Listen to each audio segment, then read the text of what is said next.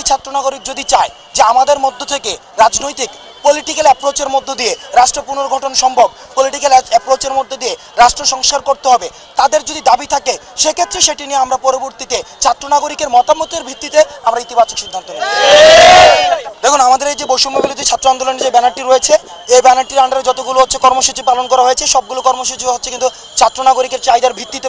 দেওয়া হয়েছে। আমরা দেখেছি আমাদের যে বাংলা ব্লকেট কার্যক্রম, শাটডাউন কার্যক্রম, আমরা দেখেছি যে রিমেম্বারিং দ্য হিরোজ কার্যক্রম, মার্চ ফর জাস্টিস কার্যক্রম, যত ধরনের কার্যক্রম, পরবর্তীতে আমাদের 1 পয়েন্ট মুভমেন্ট, স্বৈরাচার পতনের যে আন্দোলন, সেটি কিন্তু দেখা গিয়েছে কি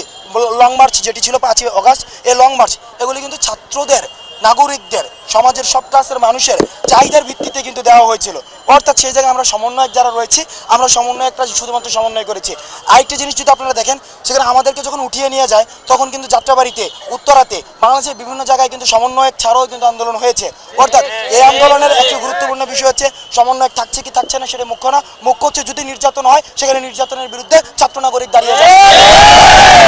এই ছাত্র নাগরিক যদি চায় যে আমাদের মধ্য থেকে রাজনৈতিক পলিটিক্যাল অ্যাপ্রোচের মধ্য দিয়ে রাষ্ট্র পুনর্গঠন সম্ভব, পলিটিক্যাল অ্যাপ্রোচের মধ্য দিয়ে রাষ্ট্র সংস্কার করতে হবে, তাদের যদি দাবি থাকে সেক্ষেত্রে সেটি নিয়ে আমরা পরবর্তীতে ছাত্র নাগরিকের মতামতের ভিত্তিতে আমরা ইতিবাচক সিদ্ধান্ত নেব।